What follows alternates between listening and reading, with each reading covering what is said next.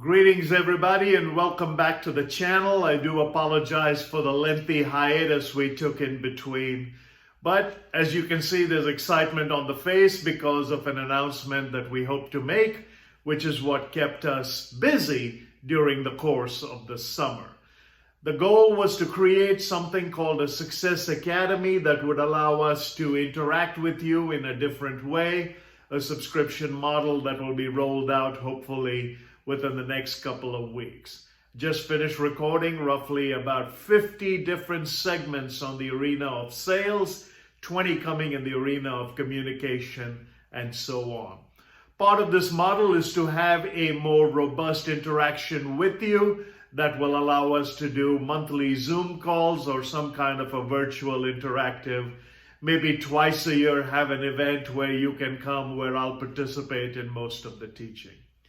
I know this is probably springing a little halo on my own head, but a group of people got together and said the time is now, the place is you, and we hope that this medium will allow us to have that impact and that interaction with the globe universal.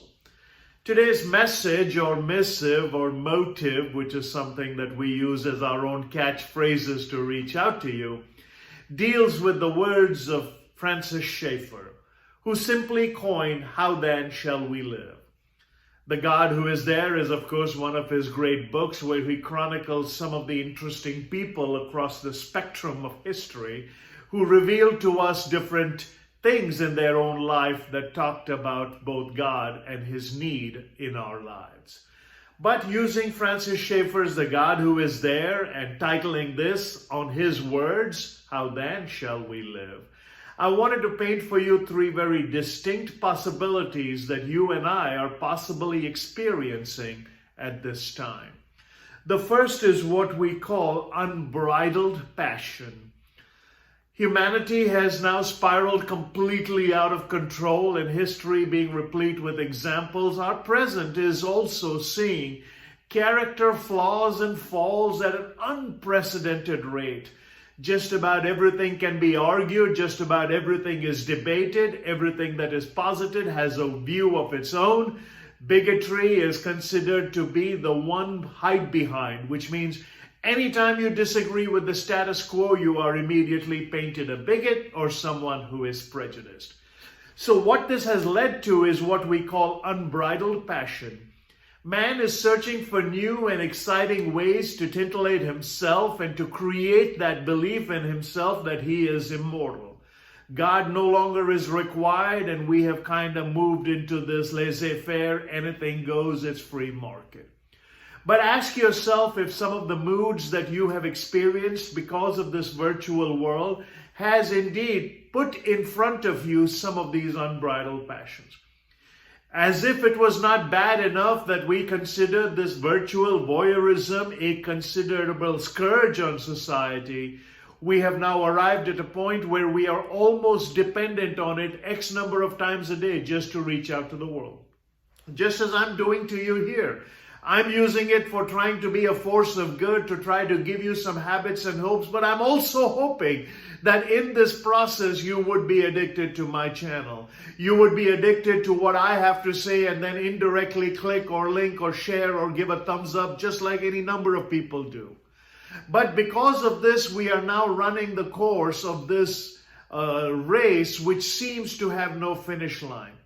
Now ask yourself if your unbridled passion began because there was a starting block at some point in history where you thought you were going to do something remarkable.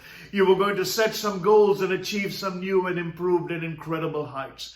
But along the way, you began to run this race which has no definition, behavior that has no articulation, character that has no capitalization. And as a result of this, we are running this race without a finishing stop. But folks, the race that we run, as Francis Schaeffer himself said, "How then shall we live?" has a timing clock. So you may have had a starting block from which you began and you want to do some incredible things, and then you go down this path and then you find new and exciting and intriguing frontiers.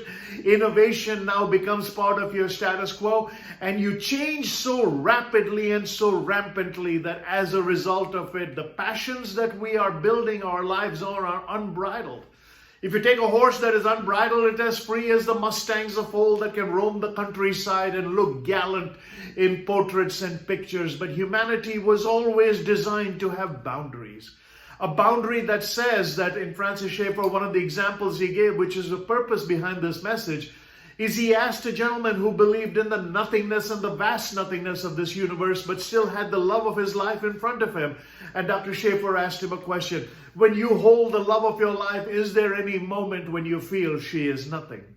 And with great anger, that person said, yes, at times I believe there is nothing, which means he was now angry that the one thing that he thought was solid in his life was also going to have to be offered up into this ether of passion, this unbridled, unrestrained, without boundaries. So the first premise you need to ask yourself in How Then Shall We Live is, are you checking against these unbridled passions?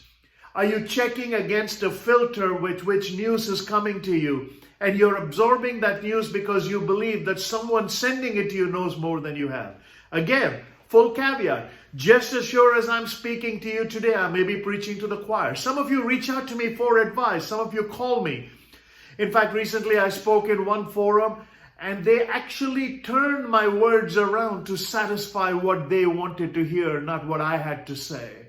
And the reason they turned my words around is they wanted to placate me. They wanted to give me that platform because I had the credentials. But as soon as I started talking, they began to realize that I was challenging everything that they had ever believed in. They wanted my thoughts and my ideas to fuel that unbridled passion.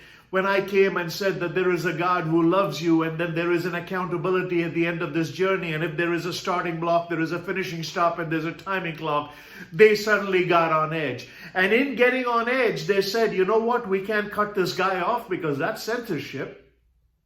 We can't discount him because our people believe that we had already vetted him, and that's why he's in our midst.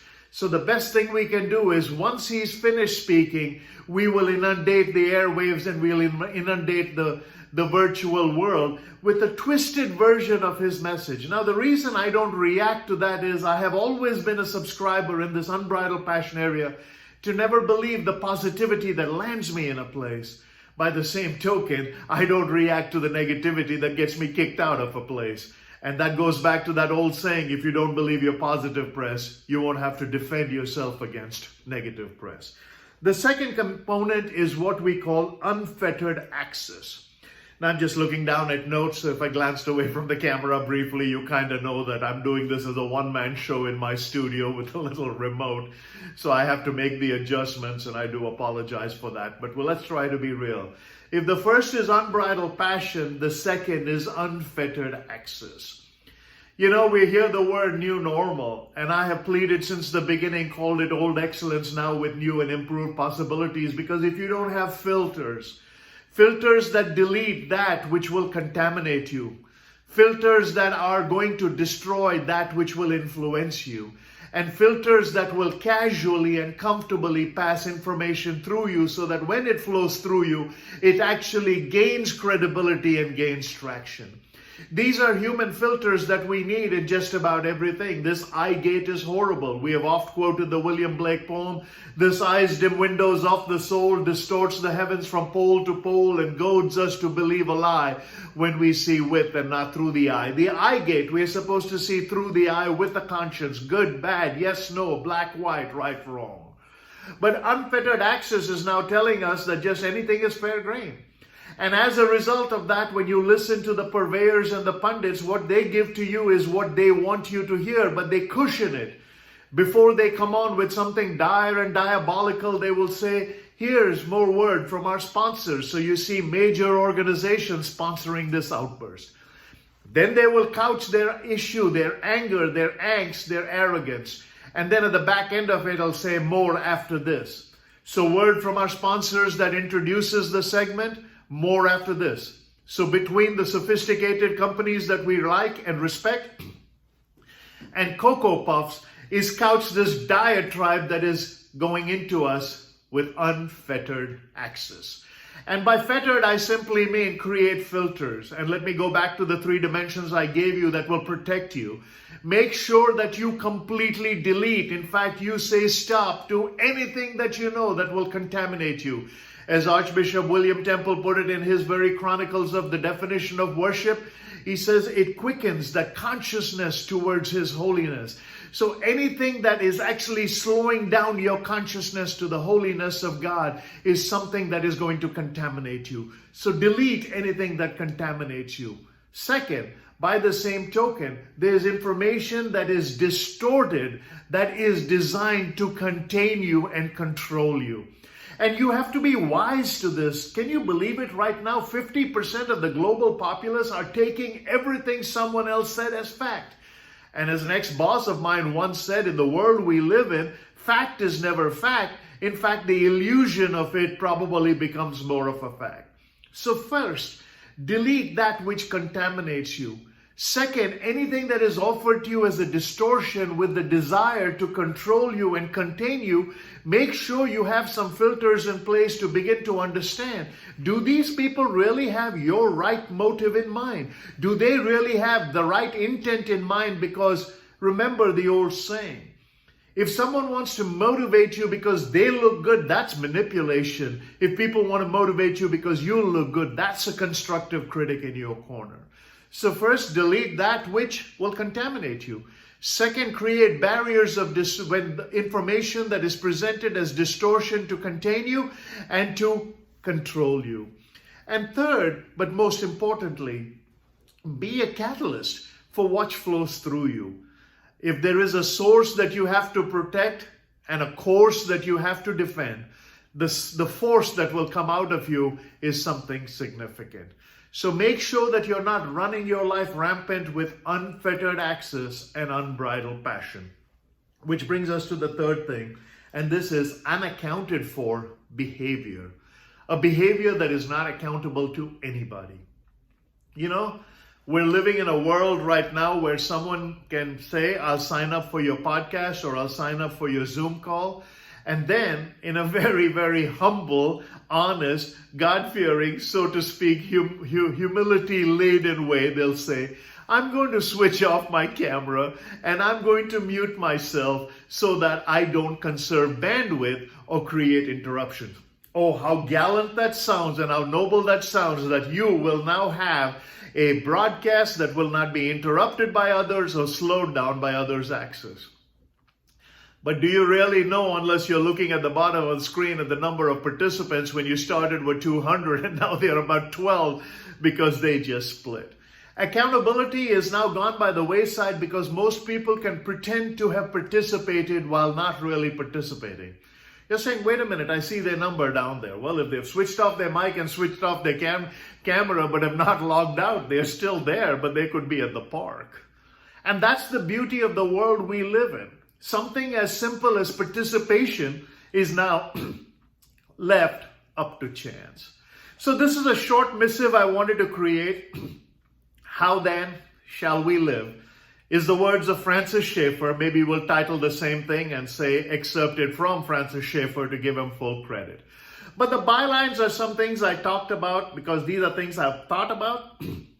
But more importantly, I want to add one component. Francis Schaeffer also said there is something called the line of despair.